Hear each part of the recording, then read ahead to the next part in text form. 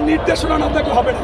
অর্থাৎ জামাত এমন একটি সংগঠন, আকাম কুকাম ওর টপ টু বটম আমির যা বলবে ওর একেবারে নিজ পর্যন্ত সেই মিথ্যাচার করবে, এই গুজব ছড়াবে। অত্যন্ত কষ্ট পেয়েছি এবং অবাক হয়েছি, হতবাক হয়েছি।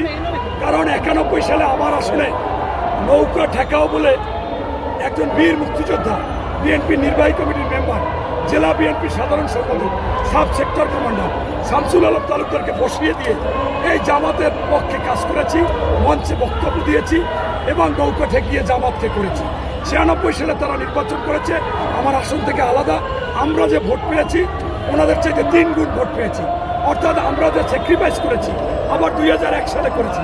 কিন্তু আমাকে আপনারা সেদিন এই জায়গাতেই বলেছিলেন যে জামাতের নায়েবে আমির আবু তাহের সাহেব বলেছে যে বিএনপি সালাউদ্দিন সাহেব যদি পিআর না বোঝে আমি তার ক্লাস নিব এবং আমি তাকে পিআর বুঝিয়ে দিব।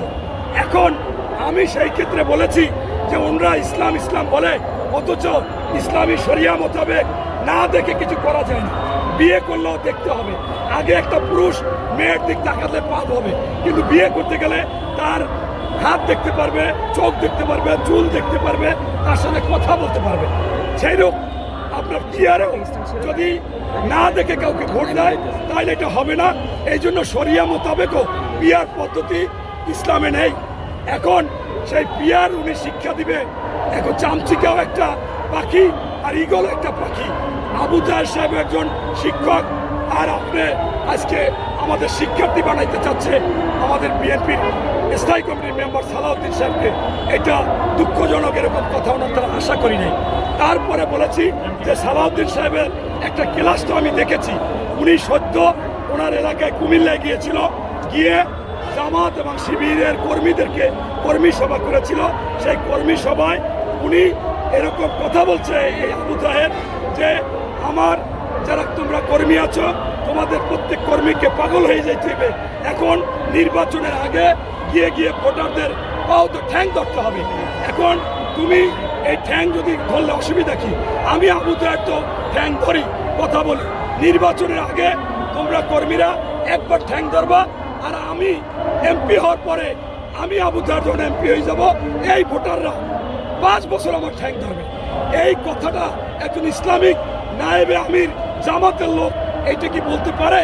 এই কথাটা আমার কেটে আমাকে করেছে কি আমি, উনি বুঝাইছে জামাতের কাশের বাঁশের কেল্লা প্রথম দিয়েছে, এরপর জামাতের 1000 লোক ছেড়েছে কাট করে।